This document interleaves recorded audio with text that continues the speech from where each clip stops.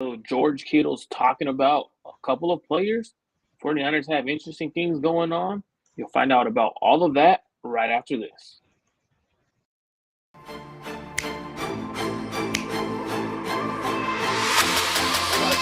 Let's go get him. Let's go get him today, man. Let's go. Hey, dominate on three. 1, 2, 3. Dominate.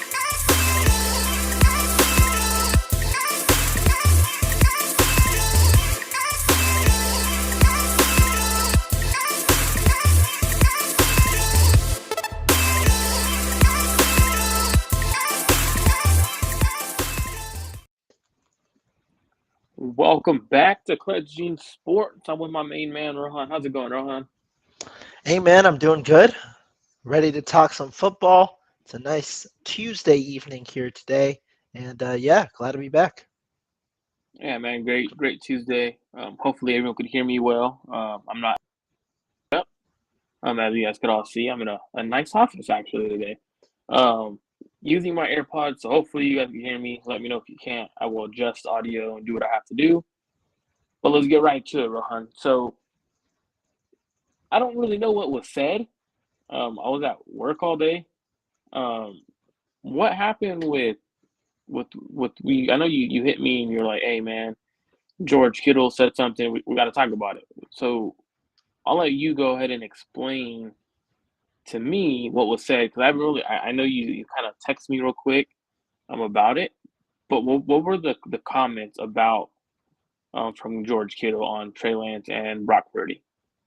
So, George Kittle has now spoken on the topic 3 times. He spoke about it to media, I believe, last week when the players were made available to media.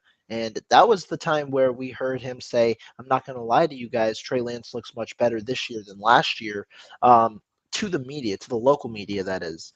Then earlier today, I believe today, he spoke on Good Morning America, and he talked about the quarterback situation. Said that Trey Lance is a starting caliber quarterback in the NFL. He's looked better. He's a starting caliber quarterback in the NFL. For his quote specifically, he said, Trey Lance has taken steps forward. I think he's more than suitable to play quarterback for us. He had some great reps at OTAs. And then uh, moving forward, he said Trey is a starter in the NFL. He will be. Get that guy some reps. He has an incredibly high ceiling. Brock Purdy won 8 straight games, got hurt. It's just Brock's to lose at that point. Essentially saying Trey Lance is a starter in the NFL, believes in him to be the starter for the 49ers if needed, but Brock Purdy's job to lose at the moment. Spoke on the Jim Rome show as well, saying that I think Trey Wow. is definitely a starting quarterback. Like I said, he just needs reps. That's all it is.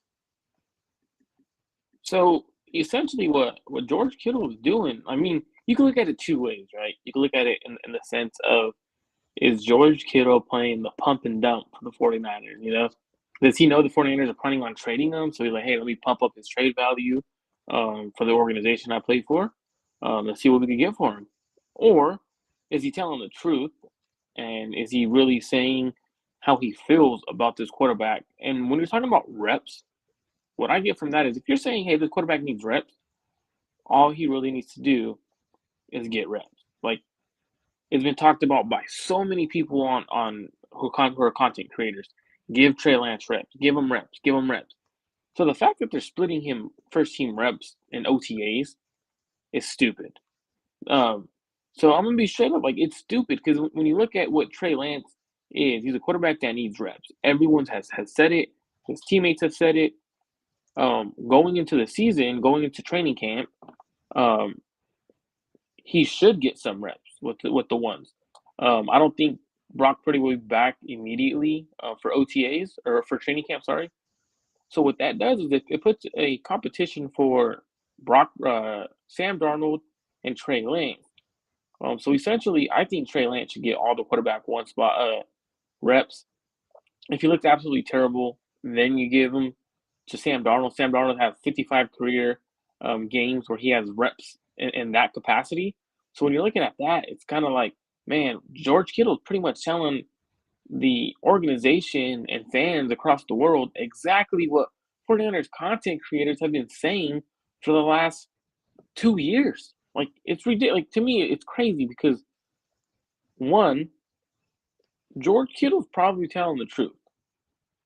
Um, Last year, I didn't hear of any big connections with George Kittle to Trey Lance. This year, they had a 60-something yard touchdown that was a dime from what I had heard.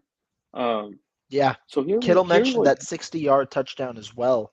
In his press conference with the media, talked about it how that was a throw that they struggled with last year in practice. This year though, that throw, it's been seamless. absolutely. So when you're looking at it, it's like if Trey Lance is getting better, right? Was he the starter last year to start the season? You're saying Lance? Yeah. Yeah. Or you're saying Kittle? Okay. No, Lance. Yeah, yeah, of So course. when you're hearing him say these kind of comments, right? How do you take this? I have a question for everyone.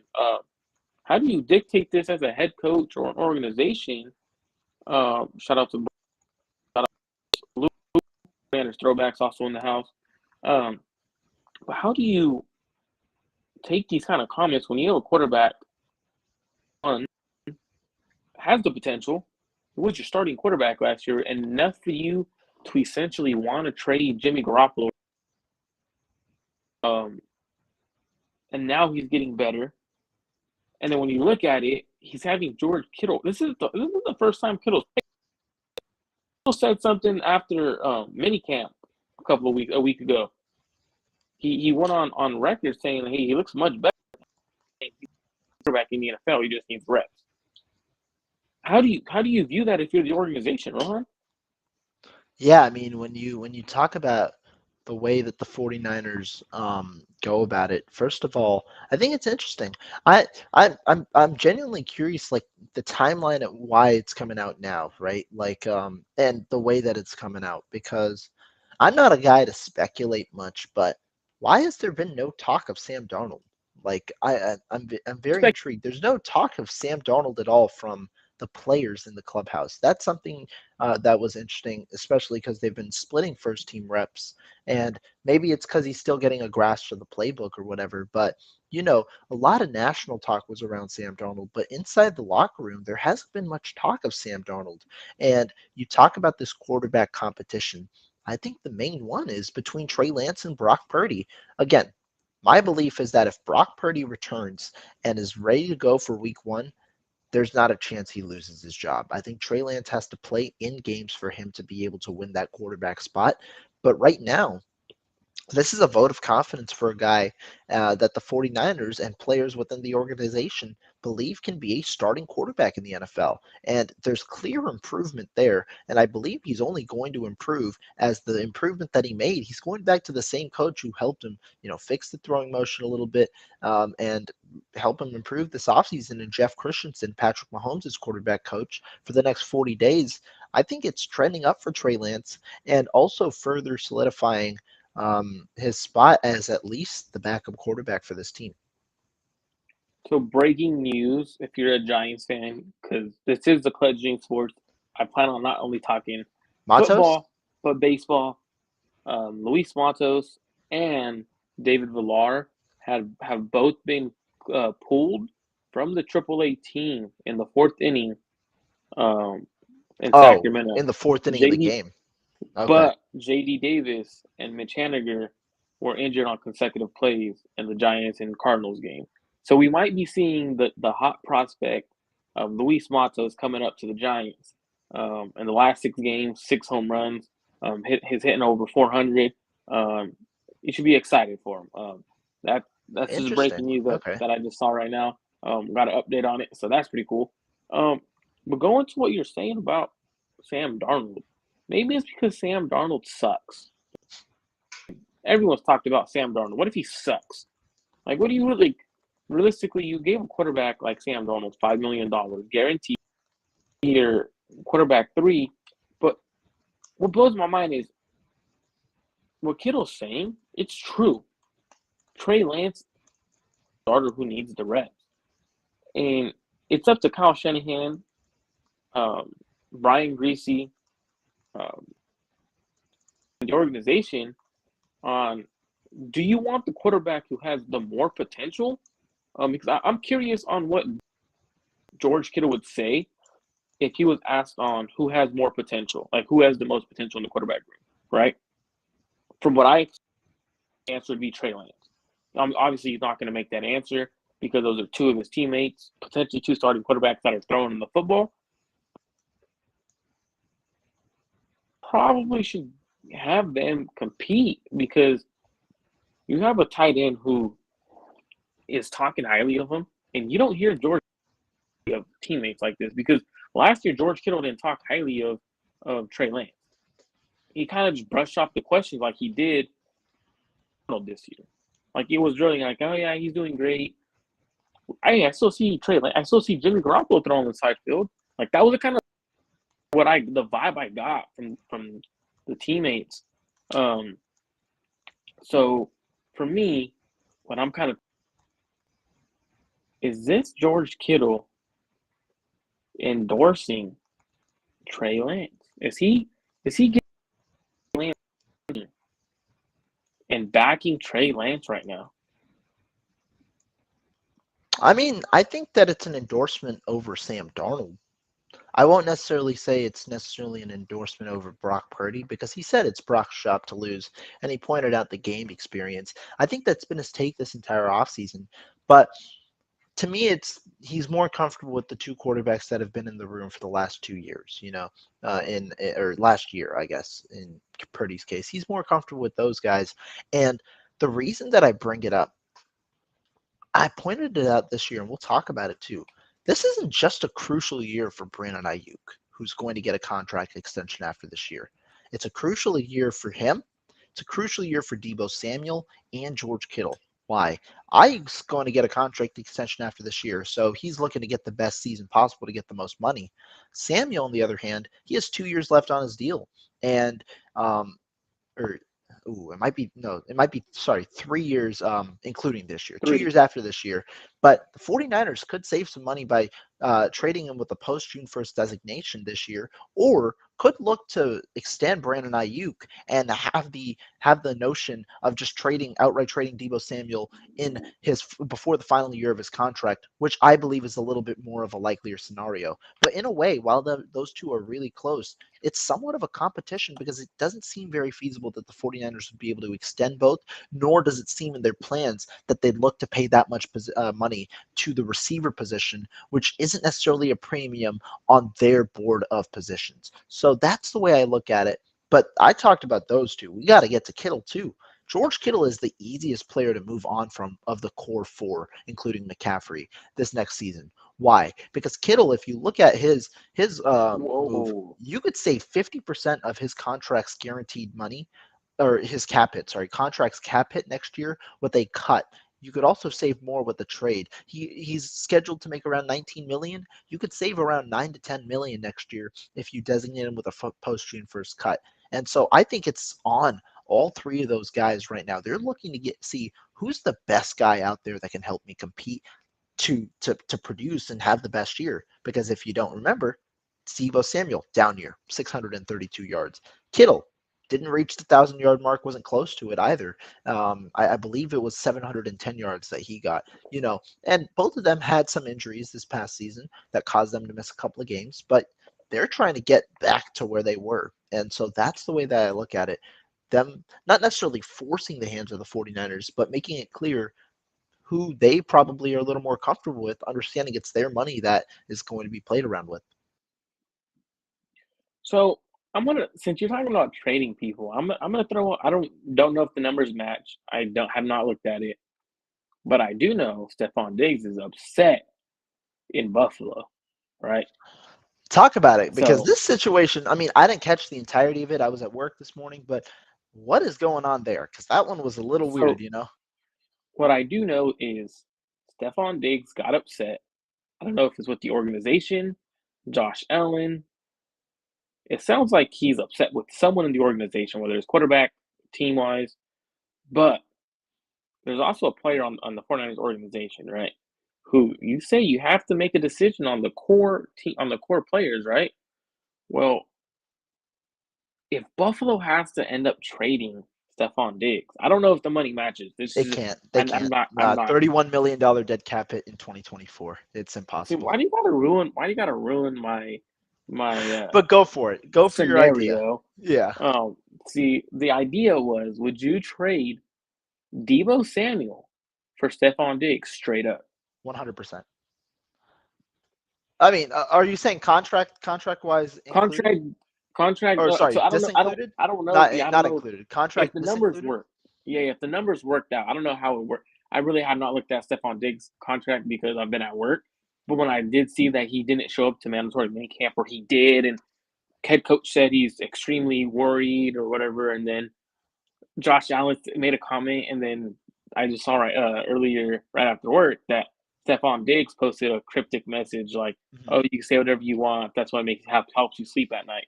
So when you're looking at Yeah. that, And so, if the I mean, the numbers reason matched, reason I said 100% if the numbers match is, first of all, this is unrealistic. It won't happen because Buffalo can't move him with the contract. But if they were to move him, you get significantly decreased cap hits for Stephon Diggs, and he's extended for the next few years, and he's producing at a prime level.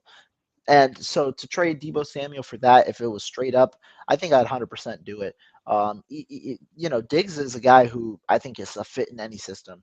A guy who is a pristine route runner would definitely be that in San Francisco. Helps as an outside guy, and I mean that's exactly what you want to elevate a quarterback. He's perfect for any quarterback. And I think the money also benefits the 49ers in this case if they were to do it, because they trade Debo with the post June 1st trade. but would you say that Deebo Samuel or Stephon Diggs fits which quarterback? Oh, in that regard, I would Like, if, say I don't know. I think because Diggs. I if think you Diggs said could like now this is honestly. the follow up. Yeah, I think Diggs honestly fits both. I think Diggs fits both. If I'm being honest, I think Diggs fits both. Because Because I I think he think works Diggs well fits. in the short and intermediate game as well with his route running. But he's seen as a deep threat. But I think he can work well in the short and intermediate game as well. But then if you pull him more to the shorter intermediate route, you're kind of taking away who Stephon Diggs is, right? It's like Correct. Correct. if you do you have Devo constantly running deep routes and everything like that, right? Um, you would essentially have Devo Samuel's entirety of his game taken away from him because he's a guy who you get the ball in his hands, the yards after the catch, which are the quick bubble screens, passes behind the line of scrimmage, or underneath routes. So for me, when I'm looking, we still have to talk about Brock Purdy, but when we look at Trey Lance, I think if you were to give Trey Lance the keys to the offense and you give him Brandon Ayuk, Stephon Diggs, George Kittle, Christian McCaffrey, I think the offense would be just as productive as it was last year. If you look at what the offense was last year, it didn't really drop off from Jimmy Garoppolo to Brock Purdy. The 49ers are averaging around 27 points with Jimmy Garoppolo. They started averaging 30 with Brock Purdy. Now, the biggest difference wasn't the quarterback play. If you look at the defense stepped up from they had I believe one point something turnovers per game to like 2.5 turnovers per game from the time Brock Purdy stepped in. That's what changed, right? You're getting 2.5 more possessions per game. Guess what's going to happen? You're going to score at least 7 more points if you have Kyle Shanahan as your quarterback, right? So for me, realistically, the offense didn't change much. Like it elevated in the sense of yes, more points, but realistically, how do the points come, right? Like, and that's what I'm looking at right now because what George Kittle did say, because I know you did tell me, he said, but it's Brock Purdy's job to lose. Yes, it's Brock Purdy's job to lose, but realistically, what did he do in the sense of the 49ers wanted to move on from Jimmy Garoppolo, right? What did he do to show you that he's better than Jimmy Garoppolo? Are you saying what did Brock Purdy do, or are you involving Kittle in this? What did Brock Purdy do? Purdy did willingness to take the deep shot. I'd say pocket presence was a little better, and improvisation. That's Paul, the main three.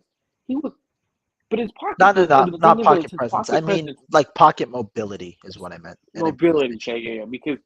Because Pocket his presence, improv. we've had some issues where he bails it way too early. But improv, pocket mobility, and probably willingness to take the deep shot. Not necessarily to be able to throw it, but the willingness to. And the thing is though, is like a friend of mine, and we were just having the conversation. And I was like, the thing is though, is the willingness and the ability to thing is when you talk. I know when we talk Brock Purdy, it's always the willingness. He says, "Oh, he's willing to take shots deep, but can he complete them at a consistent rate? Like, can he That's realistically? fair. Is he able to do it? I'm willing. I'm willing to go run. I'm willing to run 10 miles a day, but am I able to run 10 miles a day? Looking at what Brock Purdy really is, and I don't think he's much of an upgrade if he is an upgrade over Jimmy Garoppolo. I personally think Jimmy Garoppolo is a better quarterback, and I didn't really care for Jimmy Garoppolo as a quarterback, right? So the thing is, and I understand people go, "Oh, well, pre Jimmy was good, was good." Well, so was post Jimmy. He won. If that's the argument of a quarterback, it brings you back to what Kyle Shanahan said when he went. If you're going into the season, it's a risk any season you don't go into it with one of those top 5 guys. Is Brock Purdy a top 5 quarterback? Even a top 10? No, absolutely No. not. Is Trey Lance? No. But the thing is, who has the more upside to be a top 5 quarterback? To me, it's Trey Lance. So when I'm looking at it, is what does Trey Lance need to do to unseat Brock Purdy as a quarterback? One, whether it's in training camp, preseason, or do you even think Brock Purdy could lose a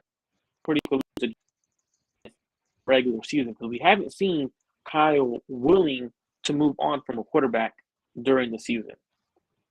Yeah.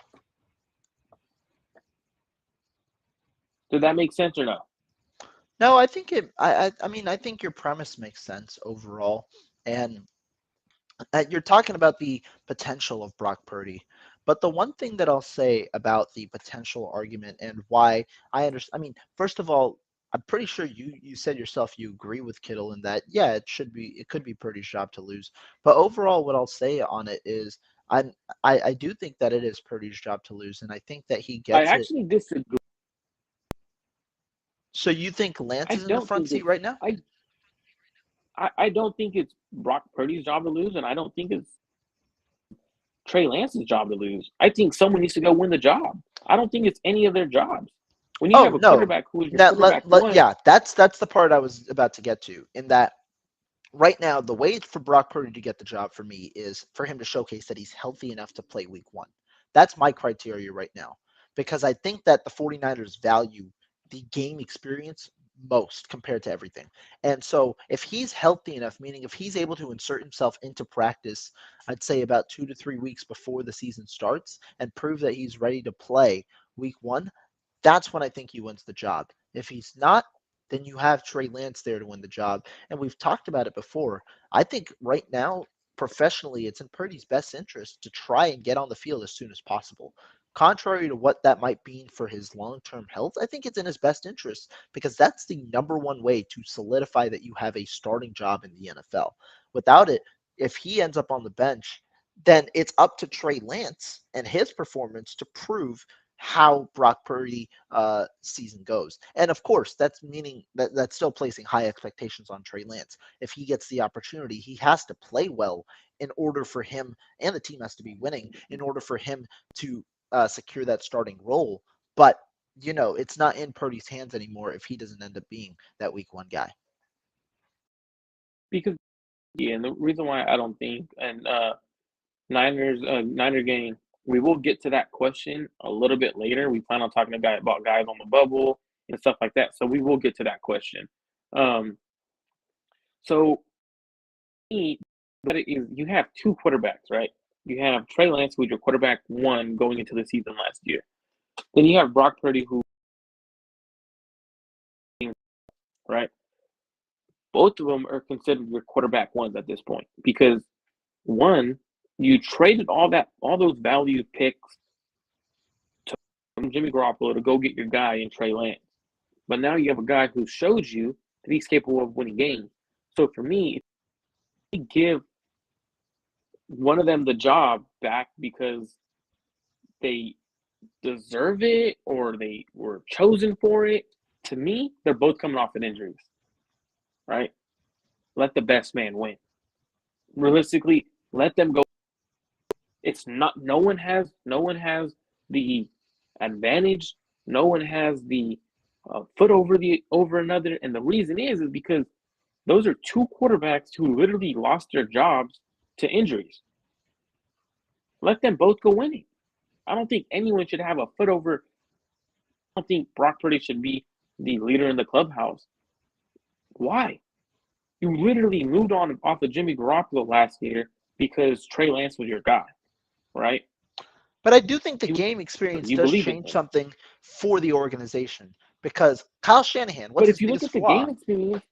But his biggest flaw has been the inability to get the quarterback situation correct. And so if he believes he's gotten it correct because of the way that the 49ers have played with Purdy on the field, I think his tendency is, if that's a choice, I'd likely be able to go back to that. I mean, did he also he could have also thought Jimmy Garoppolo was his guy in 2019 when his offense averaged 30 points a game heading to the Super Bowl, but he didn't. He ended up taking a quarterback in 2021. So for me, it's like I don't know what the organization is doing. I don't think anyone should have a foot up on anyone. I don't think there should be a leader in the clubhouse. I think they need to let both quarterbacks go full-blown competition in training camp. If Brock Purdy's back, let them split the reps at once. Whoever does better that week or that practice the day before or that practice, they get a little more reps. If he doesn't do as good, you give it to the other guy. Let them compete. I don't see why it's one guy or the other. And the same thing with the fan base. I don't get why the fan base is one guy or the other. Now, you could have an opinion on who's better, but realistically, I don't care who starts. And the reason is because the 49ers have the best roster in the NFL. They have one of the best defenses in the NFL, a good run game, a good head coach. So realistically, they're going to be deep in the playoffs no matter what, no matter who's behind quarterback, whether it's Trey Lance or Brock Purdy. So for me, I don't care. I really don't. But the thing is if you go into the season training camp with Brock Purdy 100% your guy, you're making a mistake. Because one, you don't know what Brock Purdy is after 8 games. You don't know what Trey Lance is after 3 or 4 games. I think that's fair. Yeah, I agree. So realistically, it's just like playing darts, right? When you throw it, it's like literally you have 2 darts right now. You can hit bullseye with either one. Let them prove that they're the bullseye. Don't just get one dart and aim for the bullseye, and your chances of hitting bullseye is much lower than throwing 2 darts. So that's how I see it. I don't know. It could be confusing, but that's how I see the quarterback situation right now. And I'll add this. When Brock Purdy returns, assuming that it's camp, if that's the case, I do think that there's still going to be a competition. It won't necessarily maybe be stated like that in the press, but I don't think he comes in and 100% gets all the first team reps. I do think that, he'll be limited. I think, well, first of all, I don't think that he's going to be there day one of camp. I don't even know if he'll be there the entirety of camp because that August 21st that timeline that Matt Mayoko inadvertently put out, that's after camp and that's after the preseason as well. Or it's before that 3rd game. So I'm assuming Lance gets the entirety of the snaps. But when Purdy returns, I still think that they're going to make him limited and still, have somewhat of a split of those first team reps with Lance. So then and so this is where it comes up is what does Trey Lance need to do in camp while splitting those reps to win the job if Brock Purdy has the leg up on him right now? Are you saying assuming Purdy comes back and is healthy week 1? Yes, assuming he comes back. Let's say Brock Purdy comes back training camp. He's healthy. What does Trey Lance need to do to win the job if he has the leg up, like everyone says, right? Like if he just like how everyone's been saying he's a leader in the clubhouse. What does Trey Lance need to do? Does he need to be absolutely pinpoint perfect? Or does it matter if Brock Purdy struggles in camp and like, oh well, I mean, who cares? He won 8 games. Right? Like if he struggles, does it matter? Like, oh well, he won 8 games. He's the guy. Or can Trey Lance win that job by being consistent every day? Does he need to be 10 for 10 every day? Does he need like what is the expectation for Trey Lance to win the job? Like what does he need to do? What are your expectations for him to do? Now this is the toughest one because if you're saying what's the expectation without him winning any regular season games, I think that one of two things. I don't think it's fully in Trey Lance's hands. If I'm being honest, I don't, and I'm speaking from a team perspective. Purdy does have to struggle, I think, for Trey Lance to get for Trey Lance to get that week one starting job if he comes back and if he's ready to play week one and comes into practice. He has to struggle. But I think if Purdy returns to somewhat of his to his normal self that we saw before, I think that he's got the leg up. For Lance, though, the number one thing is 100% consistency. While we've heard so many flashes and seen like flashy plays and spotlight plays from Trey Lance, there hasn't been any level of consistency yet that I've seen on a week-to-week basis or a practice-to-practice basis throughout his young career thus far in last offseason and thus far this offseason. There needs to be a level of consistency. If Lance can prove that he can run the offense that's being integrated right now, which is that Purdy type of offense, without the Lance extra package in it, if he can prove that he can run that offense with consistency and Purdy struggles, I think you go with Lance week one. I think that's the way they look, understanding that this entire offseason they've repped the offense with Lance under center. Everybody's accustomed to it. The players are accustomed to it as well, and he's proving that he can be the guy that you want him to be by being consistent in not only his reads, but also, the accuracy with his footwork and things that he's going to work on in the next 40 days. Consistency is the main thing. How realistic that is, I don't necessarily know. We have yet to see it. But if that's the case, I think that there's a shot he can start week one. And the team is actually confident in him, not throwing him out there on a trial basis. I mean, for me, the reason why I think the team shouldn't worry about anything, Rohan, and being straight up on why they should not worry about one thing on starting either quarterback in 2021, if the 49ers don't beat the Houston Texans, I don't think they make the playoffs. It's very tight that year because they went 10-7 that year. Philadelphia made it as a 7th seed as 9-8. I don't know who was the 8th seed in that division or in the NFC. I am pretty sure they needed to win the last game to make the playoffs. So I'm not exactly sure if that was due to conference record, but I'm pretty confident they needed to win that last game to make the playoffs in 2021. The 49ers? Yes. So essentially, if the 49ers, so that season, right? Looking at the regular season, they had to beat the Los Angeles Rams to make the playoffs. But if they don't beat the Houston Texans 23-7, they might not even be in it. Guess who played quarterback that game? With the only time Kyle actually let Brock Purdy throw the ball, or Trey Lance actually throw the ball. He actually let him play quarterback, right? Was actually his best game, which is actually surprising because that week before people were, oh, it was the Houston Texans, they suck. The week before they lit up Justin Herbert, absolutely lit him up. Like it was a game where, so to me, I don't care on who is the quarterback because Kyle has shown me when he calls an actual game plan for Trey Lance, he can win.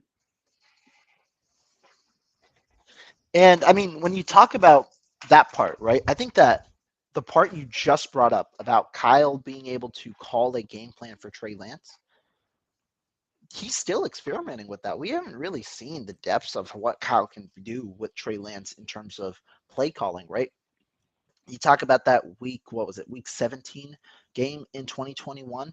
Well, he admitted himself. I mean, it was pretty much trial and error in that first half, right? He was developing that comfortability to call plays for Lance and things like that. It really only opened up in the second half after a touchdown pass to Elijah Mitchell. And then in last year, you saw a run heavy approach, not only from Lance, but from the team itself. And first game, monsoon, that kind of, and I know it wasn't a monsoon for the whole game, but that alters your plans a little bit in the way that you game plan. Second game, offense is thriving for the first, until Trey Lance gets injured. You had 12 running plays for 108 yards, and that was all in that first quarter and a half for Trey Lance. So, it's shown to work. I'm expecting a different package a little bit this year, but the other part of the equation, yeah, Cal hasn't called really plays much for Trey Lance at all in a game setting. And when you look at what Kyle has called, right? So you could point to the Arizona game where he called 29 passes, but they were down in that game, so he had to play catch up. But when you look at the Houston game, threw the ball 23 times, 70% completion percentage, 2 touchdowns, 116 passer rating. Um, for me, it's like, man, he was competent. Like he was a quarterback, 249 yards. Like he was a quarterback that looked good. The big plays were there. He forced an interception to George Kittle, which he shouldn't have thrown, and he said right away, "I knew what I did wrong." Right, but you see the big jump on difference. So I don't think I'm worried about Trey Lance. I'm not worried about Brock Purdy. Whatever the quarterback they go forward, make it a competition. Make it a competition. Let's talk a little bit about some guys who are on the bubble or positions that are available, right? I know Natter Gang podcast asked, who do you guys think will be the third and fourth linebacker out of Winters, Graham, and McCurry Ball? Um, I'll let you go first because I think he's missing someone in that rotation. Yeah, I mean the linebacker core itself is arguably the deepest group of players. And if you're talking about, so first of all, the third linebacker, right? Obviously the top two are Warner and Dre Greenlaw. If you're talking about the next up in the competition, you name three players, the two draftees, and then obviously the standout from last camp in Marcelino McCurry Ball. But it's not just them. There are a couple of other names. Demetrius Flanagan Fowles and Oren Burks both earned 53-man spots last year. I'm thinking Burks is also a guarantee to make the roster this year, not only for his special teams expertise, but also for his contract that essentially indicates it would be a 2-year deal with the 49ers. And so I'm expecting Burks to make the roster, and I also think they have comfortability with him running in that Aziz Al-Shire spot as well. I think they're a little more comfortable with him definitely than Flanagan Fowles. It's that fourth linebacker spot and maybe even the fifth linebacker spot if they carry five that are the big question marks. They carried five last year, but right now, that fourth and fifth, I think, are up for grabs. These three names and Demetrius Flanagan Fowles, I think, are in the mix to get that spot. And the other name out there is Curtis Robinson. Robinson had flashes last year, kind of waned as the camp went along, but I'm expecting Marcelino McCrary Ball to come out. He fits what the 49ers want, a safety converted linebacker. So he's got the speed and instincts of a safety, but he's also got good sideline to sideline speed. He can be a solid linebacker in this bunch, and I'm expecting him to make it out of the bunch. And then Winters, Graham, and Demetrius Flanagan Fowles. This one's interesting for sure because I think there is a solid chance that both rookies get cut I despite agree. despite being drafted in the sixth and seventh round. Like the 49, you thought that the 49ers were trying to prioritize linebacker this year because they drafted two, right? And they drafted two essentially back to back in that sixth and seventh round. But I think there's a good chance both get cut and they try and get both on the practice squad. The 49ers like to roll with two linebackers on their practice squad. Marcelino McCurry Ball was one last year, almost got Segun Olabi, ended up not getting him on their practice squad. But there was another guy, I forget his name right now. Oh, I think it was Robinson himself, who was on the practice squad after being cut from IR or something like that. But they had two on the practice squad. these might be their two practice squad guys if they don't get picked up. I agree. I think Oren Burks is your third linebacker. What he did last year, filling in, solid linebacker. Now, reason why I think they go with him is the veteran presence, because they're not going to be in their base package much, especially with Steve Wilkes at defensive coordinator. So that Sam linebacker spot that they're rolling out, right? Because you have obviously Fred and Trey there. That Sam backer spot, it's not important. They'll be on the field maybe 20% of the reps if I'm calculating the right. I would guess around 20-25% of the time. So realistically, the third linebacker, fourth linebacker doesn't really matter much.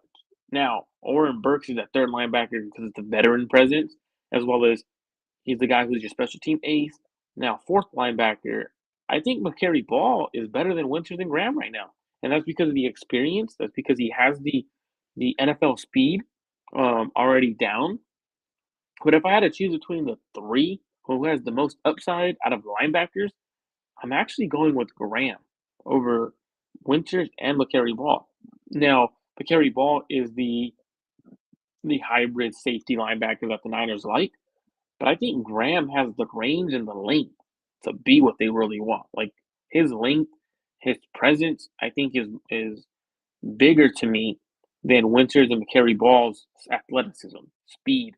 And don't get it twisted. I know people look at the 40 time. Graham's fast. He's twitchy fast. It's not a quick 4.4 or 4.5, whatever people like to look at. They look at those numbers. When you look at his um, jump, he has the play recognition. So if I had to go one of those guys, I'm going Graham out of those guys to be the Yeah. fourth linebacker, just for me, because he could play any position on the linebacking group. I think that that's fair. I think it's fair, and I think it'll be a nice competition.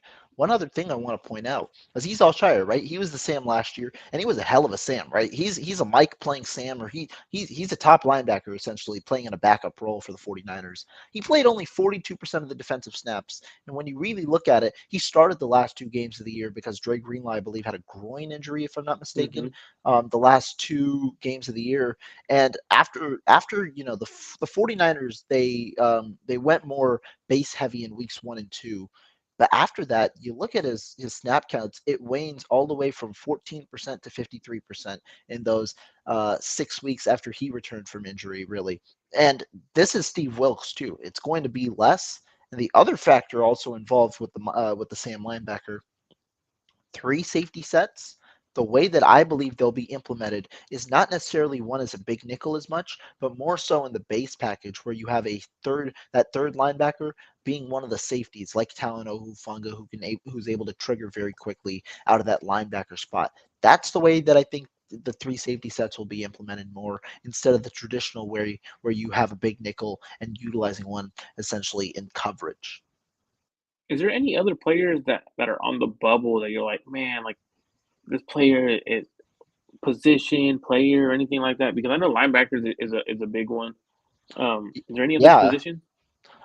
initially, one that pops up to my mind is tight end, um, because you talk about Charlie Warner, you talk about George Kittle. How many tight ends do the 49ers carry? Last year it was 4. Before that it was 3.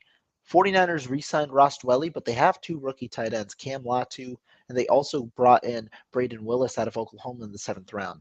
Do they trust Willis enough to give him that 4th roster spot if they carry 4 over Ross Dwelly, a guy who the organization views primarily as a backup, or how does that work? I personally go the two rookies, especially because they were already making plays in minicamp and stuff like that. I think you go the two rookies. I mean, if you're over Ross Dwelly, because the way they treated Ross Dwelly was as if he was a practice squad guy, really. Like, didn't really play. You're a special teamer. Cameron Latu and Braden Willis can be special teamers. Like, they don't need to be strictly linebackers. Like, they have the athleticism to get down the field on punts, kickoff, kickoff return. So for me, realistically, what Ron Dwelly was a practice squad guy playing kickoff, special teams, whatever you want to call it. So what I'm looking at it is I go the two rookies, and I think you gotta go either if you keep 4, I keep Warner over Ross Dwelly because of the Yeah. blocking ability. But I don't know. I think I might go 3 and just keep the 2 rookies with George Kittle, especially if they're impressing during training camp. But that becomes, how are they doing in training camp? How are they blocking? How's their route running? Are they getting open? Stuff like that. Like where you have to like dive deep. But I don't know. I would probably go the rookies over Ross Dwelly right now because Ross Dwelly was treated like he's a practice squatter.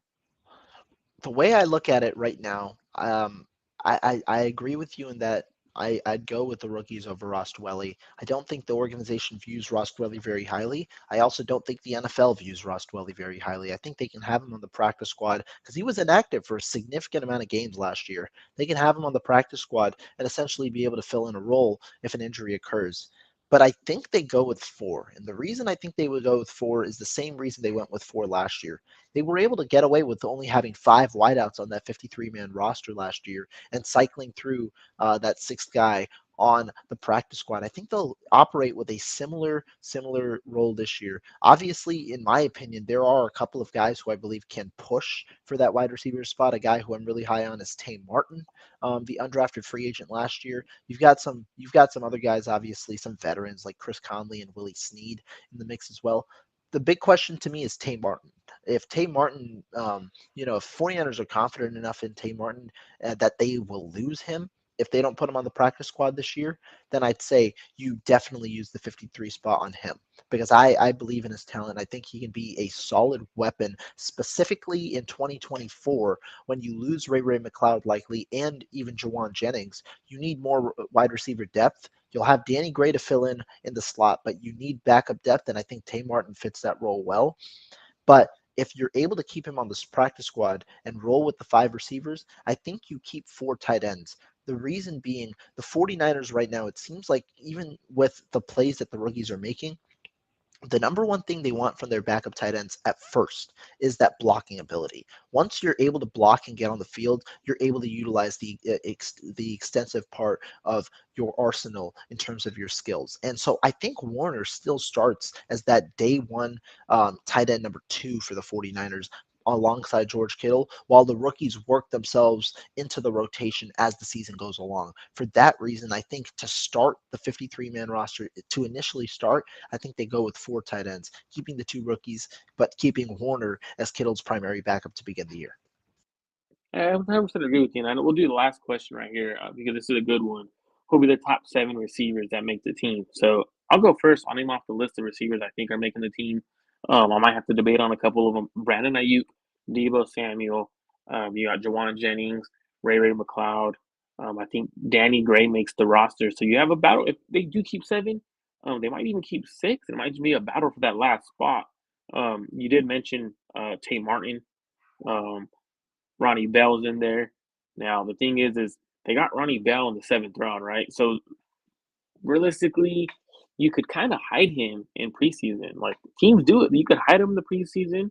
Um, don't really play him, or you could stash him on the IR right before during preseason, which ends his season. Um, you be now because goes to your injured reserve. You keep him for the next year, right? I believe that's what they could do to stash him. Now, he could be that 7th guy that makes the roster. Put him on the IR right away. I don't know because there's ways around putting players on the IR even when they're not injured, kind of like a red shirt. Um, so it's either between for me Tay Martin and Ronnie Bell. And in my opinion, I really like Tay Martin. I think he is a guy who um, he reminds me a lot of um, Kendrick Bourne. All right, he reminds me a lot of Kendrick Bourne. The route running ability is there. He's 6'3", good size, very fluid. Um, or the 49ers could also go Daz Newsome, who a lot of people liked out of North Carolina coming out. Um, me, right now, as it sits, I'm probably going Ronnie Bell over Tay Martin. And the reason is because the 49ers want guys who are very versatile. They want positionless football. Ronnie Bell can line up in the slot, outside. He can return punts, return kicks. Tay Martin is more so a receiver that you want him more so on the outside. He could probably play inside of the slot, but realistically, it's whatever you prefer. And I would go Ronnie Bell because it's positionless football. You could put him at more positions if anyone went down. But there's an argument for either one, and I would take either one of those guys. So I think they keep 6. I don't think they keep 7. What do you think? I think they even keep one less. I think they honestly roll with the 5 that they had last year. I think they keep 5 instead of 6. And I think it's the same 5 as last year. They're pretty confident, obviously, in this group. I think Danny Gray definitely 100% makes the roster as that 5th guy. So it's him, McLeod, Jennings, Debo, and Brandon Ayuk. But I think that if they were to take a 6, I would lean to Tame Martin instead. And I like your argument, right, about Ronnie Bell being a do-it-all guy. I do think, though, that they've got a couple of guys who they probably prefer to play in the slot. Jennings, McLeod, and Gray. I think they want to feel a little more confident on the outside guys. Martin is that with that 6'3", 185 frame. But there's an argument for sure because Martin's already 25. You don't know if a 25-year-old is going to be claimed to on another roster once you cut him. But if they were to keep 6, I think they'd be able to stash Ronnie Bell, being a 7th-round pick, and keep him for a year on the practice squad. But the hope is that you're able to stash both on the practice squad this year, and they both are impact receivers on the back end next year. And you have a receiver depth that looks like Brandon Ayuk, Debo Samuel, Danny Gray, Ronnie Bell, Tame Martin, and maybe another guy in that mix. But that's the hope. I think that they'll go with 5, but if one of those 2 breaks out, you obviously got to keep them on the roster. That makes it 6. Yeah, I think it's just a matter of who do you prefer on the roster, right? Like realistically, if one of them has a good preseason or a good training camp, was like, can you risk losing them? Because even though a team might not sign them right away to their or claim them from the waivers, they could always poach him. Hey, we're gonna make you our highest paid practice squad guy. We'll pay you more than what the 49ers are paying you. You could take him that way. So at the end of the day, it's kind of like the roster politics on, hey, is he gonna? Am I gonna lose him? Am I gonna keep him? End of the day, I don't know who they would prefer over the other. I think they would go Ronnie Bell because they drafted him, so they have that draft capital essence of the roster politics from drafting someone. Tim Martin was undrafted, so realistically, if you lose him, okay, well, we lost a guy. He was undrafted anyways, and if you lose a draft pick and he becomes something, it's kind of like, dang it, we knew we had something good when we drafted him. We let him go. We let another team get a hold of him, and now he's good. So I think that's what ended up being the dictating factor, the roster politics, and essentially because the Niners drafted him in the 7th round. So it might end up being Ronnie Bell if it came down to 6 receivers and they kept 6. Yeah, definitely. But that's it for today's show. Thank you everyone for tuning in. Appreciate every single one of you guys. Um, good conversation. Um, that was pretty cool to see talk. I know we normally don't really talk quarterback actually like that, like actually going and deep dive. But that was actually a legit because I don't think you and I don't think we have um, any preference over a quarterback. I think we're actually trying to be non-biased Best guy on the roster. That's who should start week 1. That's how it is. Best and guy, then as healthiest we guy. as we close out, the San Francisco Giants hit back-to-back home runs in St. Louis by Yastrzemski and Patrick Bailey. It looks like Yastrzemski is feeling the pressure of Luis Matos being about to be called up, so he had to hit one out of the yard. I like it. Thank you everyone for tuning in. Me and Rohan are out. See you guys on the next episode.